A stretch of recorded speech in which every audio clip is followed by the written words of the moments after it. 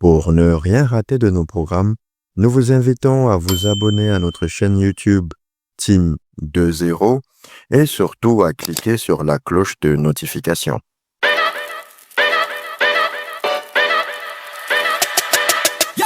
Donc, on va passer à la dernière rubrique. Il s'agit ici du top 5. Comme on vous l'a dit tantôt, nous essayons de dresser le portrait du top 5 des meilleurs joueurs poste par poste. Et là, nous allons au niveau des latéraux gauche. Je tiens à préciser que dans cette rubrique-là, effectivement, c'est compliqué parce que pour le poste de latéral, vu que le football, il a changé, comme le disait quelqu'un, il y a des latéraux qui sont de plus en plus hybrides. Parfois, on les confond avec les ailiers, parfois avec les défenseurs. Donc, Christian, à toi l'honneur. Quel est ton top 5 de la 5e position à la première position des latéraux gauche pour la saison 2024-2025? Ok, les top 5, on va dire en top 5, je vais de 5e position, je vais Guardiola. C'est vrai que c'est pas son poste de prédilection, mais il a su s'imposer à ce poste, quand même. 4e position, je dirais Lewis Kelly. C'est un jeune qui a su s'imposer, surtout lors des grandes rencontres. Et je pense qu'il a encore de belles années à venir. 3e position, je dirais Baldé.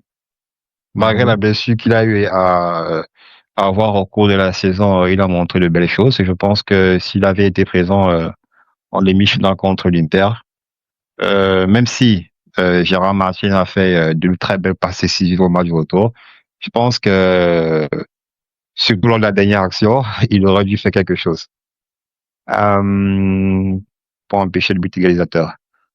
En 2e position, c'est là que ça devient un peu dur. Je dirais Guerreiro.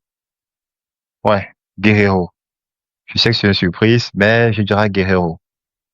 Il a eu des belles années à Dortmund et il met encore son expérience au Bayern de Munich. Donc, je dirais Guerreiro. Oui, c'est un très bon latéral gauche. Et enfin, je ne sais pas, Nuno Mendes. Donc, voilà mon classement. D'accord, c'est parfait. Alors, mon top 5 des meilleurs latéraux gauche de la saison. En 5e position, j'irai aussi sur Baldé du FC Barcelone. Très bon joueur sur le plan technique. Il fait beaucoup d'appels en profondeur sur son côté et il réussit à écarter le jeu, ce qui permet au FC Barcelone d'élargir sa surface pour pouvoir mettre en difficulté les défenses adverses. En 4e position, j'irai sur Lewis Kelly, le jeune défenseur d'Arsenal qui a réussi à mettre hors d'état de nuire Rodrigo, même s'il était déjà la tête en l'air. Il a une capacité défensive qui est exceptionnelle et en plus, de par le jeu de Mikel Arteta, il se projette toujours vers le milieu de terrain, ce qui permet à Declan Rice et surtout à Martin Odegaard de se concentrer sur la phase offensive. En 3e position, j'irai sur Di Marco, le latéral gauche de l'Inter de Milan. Très belle patte gauche, il a fait une superbe saison avec les Nerazzurri. Malheureusement, il est en 3e position de par la finale pitoyable qu'il a montré contre le Paris Saint-Germain, où il s'est fait à chaque fois manger cru par Désiré Doué. En seconde position, je mettrai l'homme à la tignasse, Cucurella. Excellente saison avec les Blues de Chelsea. Ah ouais. Il a gagné la Ligue Europa Conférence, il a gagné l'Euro, il a gagné la Coupe du Monde des clubs. Donc, sur l'enchaînement 2024-2025, il a été tout simplement exceptionnel. Il a du vice, il a de la projection, il a du souffle. C'est tout simplement un bison sur son côté.